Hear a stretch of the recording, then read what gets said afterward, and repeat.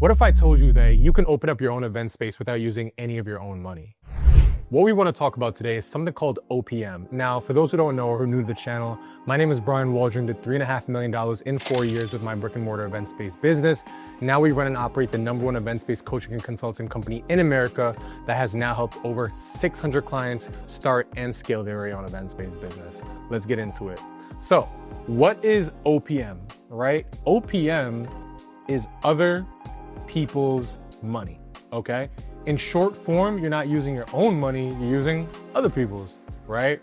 So why is this important, right? A lot of times people don't start businesses or they don't get into certain things because they lack the capital, right? But with it's 2025, right? So what's great about credit nowadays is that you can utilize credit/capital to go ahead and borrow the money from somebody else in the form of things like credit cards. You can use grants, installment loans, okay?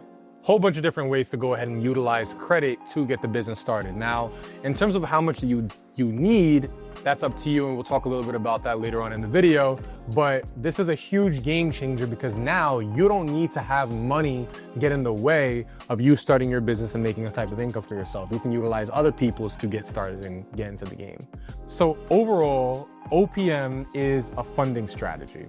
Now, the way that we like to utilize OPM might be different from other people, but there are different ways and different calibers and different metrics in terms of how you can utilize OPM, right? When it comes down to credit, typically you'll need a good credit score. When it comes down to grants, you'll need a good grant writing company. And then with installment loans, it'll come down to credit score and it'll be history. Why are funding strategies important to go ahead and utilize to get capital for the business, right? Well, instead of using my own strategy, and I always tell people, right? Like, even if you have your own money, use other people's. Like, you don't have to use your own. Like, I remember I didn't have all the capital to go ahead and open up my second location, which is why I went and used a credit card. However, I still would have, if nowadays, knowing what I know, I would have definitely still used a credit card to go ahead and open up just because I know how to make the money back. So I get that certain people are kind of afraid of utilizing capital or utilizing credit to get the event space off the ground, but you shouldn't. And hopefully this video kind of shines some light on why, right? So there's one other way that other people's money that I haven't talked about, which is friends/family. Now, the reason I didn't talk about it is because I don't like this strategy, right? I don't like to borrow from friends and family, and I don't think you should either get into partnerships, things of that nature, because here's the thing, right? When you split the financial responsibility, you split the decision-making responsibility, and that is a whole different tangent and a whole different ballgame. So I don't like to do that. So with that being said, my greatest one, my #1 is credit. #2 would be installment loans. I wouldn't even look at grants because they're super hard to get, but things of that nature, right? So funding strategy, right?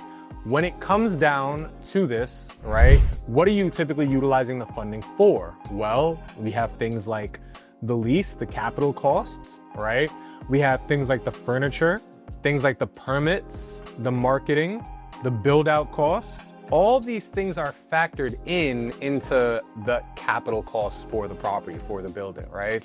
So, and a lot of these things can be upfront, a lot of these things could be later on down the line, but it's better to have these things in mind so that you know that you're gonna be paying for them, you're gonna have the costs set aside in the future, right? And the fact of the matter is, this stuff right here can easily cost anywhere from, I would say on the low end, nowadays, probably $40,000 to $60,000 to launch a venue, right? I know a lot of people who spend a lot more, but the way we do it, typically $40,000 to $60,000, right? A lot of people do not have that saved up. So that's why a lot of our clients in event space leads, they'll go ahead and utilize other people's money and they'll utilize these same strategies to get that, right? And overall, why do we do this? Well, OPM reduces risk, right? You know, at the end of the day, yeah, if I invest all my money, I'm down for the count. But if I invest somebody else's money, yeah, I lost somebody else's money. My credit might be shot, but I still have my cash. I could just pay it off and that's that, right? So that's why I think it's always a better way to go about it with utilizing other people's money, right? So with that being said, another big reason why OPM is important is because it's faster, right? Somebody can go ahead and get $100,000 in funding faster than they could save $100,000 in funding. That's just the real. So with that being said, like, I really want you guys to start looking at these different things where it's like, okay, cool. OPM allows me to get into the game a lot sooner, a lot faster, and a lot more efficient. So with that being said, let's get into it, right? Let's talk about some real world examples, right? For example, number one, negotiations, right? When you have a little bit more cash in your pocket or a little bit more credit to go ahead and play with, now you can negotiate a little bit better, right? You can negotiate that free rent. You can negotiate that tenant improvement, things of that nature, right? Credit lines, okay? When they see you have some cash in the bank, right? Or when they see you have other credit lines, now getting even more credit lines is even easier, right? Because banks work with something called comparable credit, where it's like, okay, you're used to dealing with $10,000, $30,000, $50,000 in funding. Oh, well, we'll lend you that $50,000 as well because other people have already lent it to you, right? So with that being said, another thing is, for example, if you want to get silent partners, right? When they see that you have a lot of credit, they're like, okay, cool. Well, you're already bringing some money to the table. We want to work with you too, right? Equipment leasing, okay? Equipment leasing, right? When they see you have already extended credit to you, they're a lot more willing to go ahead and extend more credit to you. Again, it's comparable credit. Now, what are some common myths when it comes down to OPM, right? Now, with that being said, right, number one, some cultures believe that OPM is like begging, right? It's not begging, right? You're getting something for something. Like, I just want to be very clear. This is not begging, right? Another myth is that you need to be well connected, right? I have seen people who have never, ever asked for credit go ahead and be able to get other people's money, go ahead and be able to go get credit just off the simple fact of utilizing something called a funding strategy, right? Or a funding pipeline, all right? And number three, OPM is risky. Now, this I do agree with. OPM can be risky, but it's only risky if you don't know what you're doing and you don't plan on paying it back. Once you pay it back, especially if it's 0%, you're good, right? So treat OPM like a business partner almost, where it's just like, okay, cool, be responsible and you'll be fine, right? It's about leveraging the resource to create income, not just relying on it, what's in your bank account, okay? So let's talk about a couple different ways that you can go ahead and get OPM and kind of like the step-by-step process to go ahead and do that, right? So number one, we talked about business loans, right? Business loans, right? So there's a couple different websites where you could utilize business loans, like for example, Lendio, you can use Bluevine, right? There are different types, like you can go term loans, they have extended amount of time, right? You can do lines of credit, which are revolving, okay? Or you can go micro loans, which are like more specific kind of shorter term loans, right? For these, you'll definitely need a business plan. Everybody who's in ESC already got that. And you'll need a pretty solid credit score, 680 or higher. I would definitely recommend, right? These are really good if you don't want to share equity, if you don't want to if you don't want to share equity, they kind of fall in the same ballpark as credit cards. Now, I'm going to talk a little bit why I like credit cards a little bit better, but we'll get to that in a little bit, right? Number two is grants, right? Now, this is funny to me because everybody looks at grants as like free money, right? Free money from city programs, accelerators, nonprofits, scholarships. That's basically what it is, right? Now, look, what the thing about grants is that you have to understand that the same way it's free, everybody else is going for these things. So like, you got to think about it, like everybody's going for these things. So that makes it so much harder. So with grants, right? No repayment. They're usually like government or city funded, right? And they're great for minority or women-owned businesses, right? That's typically what they come out for, right? So with that being said, everybody and their mom tries to get one of these. So I always say, hey, look, listen, like if you can go ahead and try to get the grants, I definitely wouldn't rely on it. It's a needle in a haystack sort of situation, but hey, go for it. Me personally, I'd rather run a business on things that I can control. Grants are not really something you can control, especially when they have like grant writing agencies and stuff like that. Like that's tough. Like you're up against some big competition and then you're going to pay them too. So yes, sir. Next, another one, we have silent investors, right? We have silent investors, right? Those are people who usually have equity in the business. Now, here's the thing, right? For those who don't know, equity is basically like ownership in the property, right? So I don't really, like, whenever people invest money into a business, I think they should invest more than money. I think they should invest some type of skill set, some type of resources, some type of network. If somebody's just investing money, then why are you splitting the responsibility? You should have just gotten a credit card or a loan. If all somebody's bringing to the table is just money, nah, it just does not make sense. You know what I'm saying? You could also combine multiple sources, right? You could combine grants with investors, with a credit line, or whatever the case may be to fully fund your space. But at the end of the day, I like credit cards, and I'm gonna talk to you a little bit about why. And of course, if you are new to the channel, make sure you like, comment, and subscribe to the channel. This helps us know that people are tuning in. We could go ahead and create more information, more videos just like this. And we know that you're tuned in and tapped in. Let's get it, let's go, right? So, how to use personal credit, right? Now, this is my favorite part, right? What we're gonna talk about is something called credit card stacking, right? Credit card stacking. So with that being said, right, this is when you open up multiple personal or business credit cards to leverage 0% or low interest funding, right?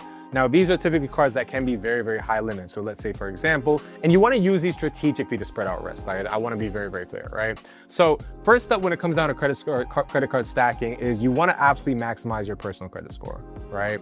So maximize personal credit score, right? That means utilization under 30%, right? You want a 100% on-time payment history,